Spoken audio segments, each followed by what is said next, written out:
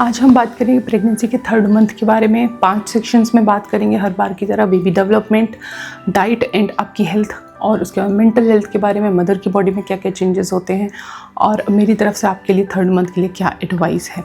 चलिए video start करते हैं। मेरा नाम है दीक्षा और आप मुझे देख रहे हैं प्रेगनेंसी केयर इंडिया पर। Now let's get started.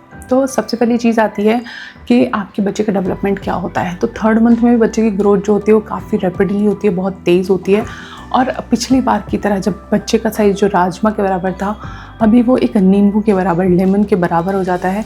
और बच्चे का वेट जो है वो 14 ग्राम होता है।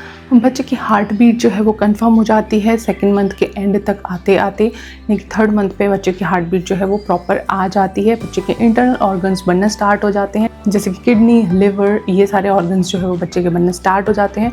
बच्चे का फेस जो है वो अब प्रॉपर स्ट्रक्चर लेने लगता है और बच्चा भी थोड़ा बहुत मूवमेंट जो है वो करना स्टार्ट कर देता है, ऑल्दो अभी आप इन मूवमेंट्स को महसूस नहीं कर सकते। बात कर लेते हैं कि मदर की बॉडी में क्या क्या चेंजेस होते हैं। तो मदर की बॉडी में बहुत सारे चेंजेस हो रहे होते हैं इंटरनली। बाहर से बहुत ज़्यादा अंतर महसूस नहीं होता, सिवाय थोड़ा बहुत वज़न कम हो गया है ऐसा महसूस होता है। और हाँ, थोड़ा स्टार्टिंग में फर्स्ट ट्राइमेस्टर में 1-2 किलो वज़न जो है वो कम हो जाता है। और इट ऑल्सो डिपेंड्स कि आपका प्री प्रेगनेंसी वेट क्या था। उसके अलावा इंटरनली बहुत सारे परिवर्तन जो है वो एक महिला के शरीर में हो रहे होते हैं। हार्मोन्स जो होते हैं वो अपनी पीक पे होते हैं, जिसके कारण आपको जो है वो वॉमिटिंग का, मॉर्निंग सिकनेस का बहुत ज़्यादा समस्या हो रही होती है थर्ड मंथ के स्टार्टिंग में। पर ये समस्या थर्ड मंथ के एंड में आते आते काफ़ी ज़्यादा कम हो जाती है और कई लोगों की चली भी जाती है। पर अगर आपकी ये वॉमिटिंग की, मॉर्निंग सिकनेस की प्रॉब्लम आफ्टर थर्ड मंथ भी सही नहीं होती है तो भी आपको टेंशन लेने की बात नहीं है, क्योंकि कुछ लेडीज़ को ऐसा रहता है कि ऑलमोस्ट 5 मंथ्स तक, 4 मंथ्स तक भी ये प्रॉब्लम रहती है। जैसे कि मुझे मेरी दोनों प्रेगनेंसीज़ में जो है वो 6 मंथ्स तक जो है मॉर्निंग सिकनेस का प्रॉब्लम रहा था। सेकेंड प्रेगनेंसी में इट वाज अराउंड 4.5 मंथ्स।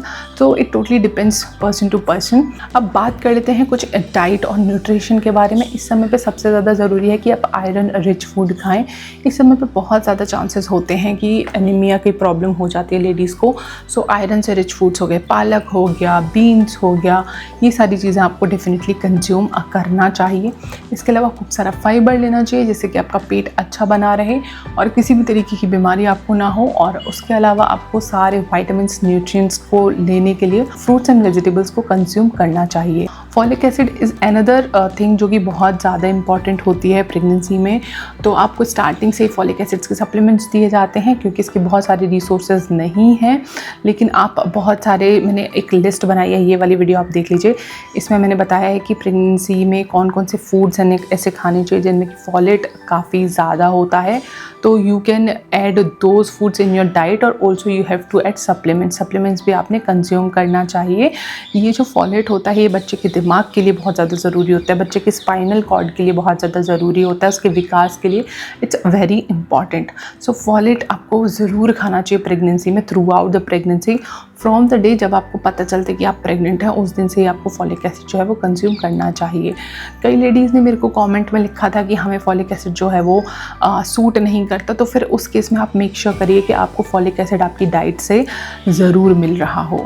इस समय पर हो सकता है आपको क्रेविंग्स होना स्टार्ट हो जाएगा, कि अगर आपको कोई सर्टेन क्रेविंग्स होती है, लाइक मीठा खाने की बहुत ज़्यादा क्रेविंग होती है, तो try to choose healthier options. Like you can have one dates बहुत ज़्यादा नहीं खाने होते हैं, but if you are having sweet craving तो आप उसकी कुछ और चीज़ खाएं जो कि आपकी बॉडी के लिए हेल्दी है।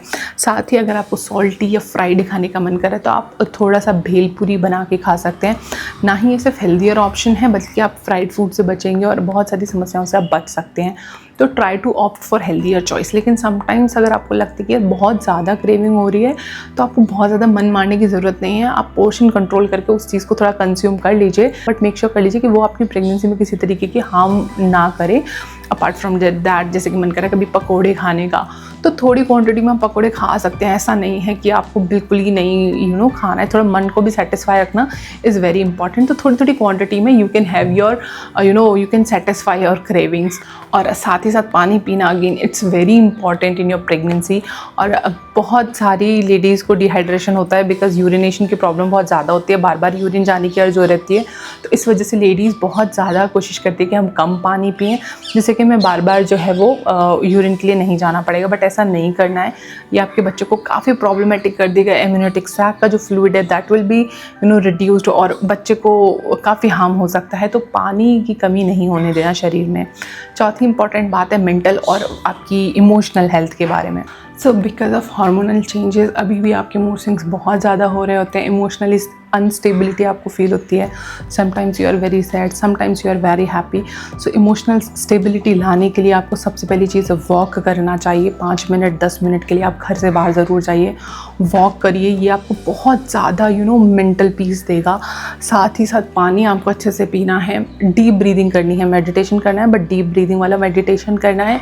घर के किसी भी एक मेंबर या अपने पार्टनर से अपनी फीलिंग्स को शेयर ज़रूर करना है। जब भी आपको लग रहा है कि नहीं इट्स लाइक कंट्रोल से बाहर जा रहा है, just go to your doctor and discuss it with them so that वो आपको मेडिकली हेल्प करेंगे कि आपको क्या करना चाहिए। So you can go for that option as well. Vitamin D जो है वो मेंटल हेल्थ के लिए इज़ वेरी इंपॉर्टेंट। सो आप क्या कर सकते हैं, आप सुबह की धूप के समय पे आप वॉक कर सकते हैं, लाइक सुबह 8-9 बजे की जो धूप होती है, you can go in that time और आपको विटामिन डी एडिक्वेट मिल जाएगा। हेल्दी फूड खाने से भी आपको मेंटल क्लैरिटी काफ़ी आती है, मेंटल पीस आती है। और साथ ही साथ आप अपने आप को पैम्पर करिए थोड़ा बहुत अपने लिए, स्किन केयर करना है या आपको पैडिक्योर करवाना है, just go for that so that आप अपने आप में काफ़ी रिलैक्स्ड फील करेंगे। मेरी तरफ से क्या एडवाइस है, 4 इंपॉर्टेंट चीज़ें हैं। सबसे पहले हेल्दी फूड खाना है, कोशिश करिए जंक फूड फ्राइड फूड से अवॉइड करिए। दूसरी चीज़ वॉक ज़रूर करना है 5 से 10 मिनट के लिए सुबह, 5 से 10 मिनट के लिए शाम को। सप्लीमेंट्स आपको लेने हैं, फॉलिक एसिड का है, आयरन का है, कैल्शियम का, जो भी सप्लीमेंट्स आपके डॉक्टर ने दिए हैं according to your blood report, तो आप वो सप्लीमेंट्स ज़रूर खाते रहिए। और चौथी इंपॉर्टेंट चीज़ ये है कि आपको अपने डॉक्टर से फ्रीक्वेंटली चेकअप्स कराते रहने हैं। हर छोटी बड़ी बात डॉक्टर के साथ में ज़रूर शेयर करनी है, क्योंकि प्रेगनेंसी जो है वो बहुत ज़्यादा वेरिएशन होते हैं हर किसी की प्रेगनेंसी में। हो सकता है जो किसी और पर्सन के लिए नॉर्मल हो, आपके लिए नॉर्मल ना हो। तो आपको अपनी प्रेगनेंसी की हर छोटी बड़ी बात जो है, दिन की पूरी बात अपने डॉक्टर को ज़रूर बतानी है, चाहे आपको लग रहा है वो प्रेगनेंसी से रिलेटेड है या नहीं। जैसे कि मुझे थोड़ी सी इचिंग होने लगी थी और बहुत ही माइन्यूट इचिंग थी, और मैंने जब अपने डॉक्टर के साथ में डिस्कस किया, ब्लड टेस्ट जब हमने कराए, तो मेरे लिवर में काफ़ी ज़्यादा इशू था और जिसकी वजह से हमें इमरजेंसी सेक्शन करना पड़ा। बट थैंकफुली जो टाइम है उस टाइम तक लाइक 36 वीक्स हो चुके थे, तो it was a safe zone. But still आपको अपने डॉक्टर से ज़रूर डिस्कस करना चाहिए। जो भी छोटी बड़ी बातें हैं आपको डेफिनेटली अपने डॉक्टर से डिस्कस ज़रूर करिए, वो आपकी कॉम्प्लिकेशंस को लाइक कंट्रोल करेंगे और आपकी प्रेगनेंसी ओवरऑल सेफ रहेगी। आई होप कि आपको ये वीडियो अच्छा लगा होगा। अगर ये वीडियो अच्छा लगा है तो प्रेगनेंसी का 4th मंथ के ऊपर भी वीडियो बनाने वाली हूँ, don't forget to check that out.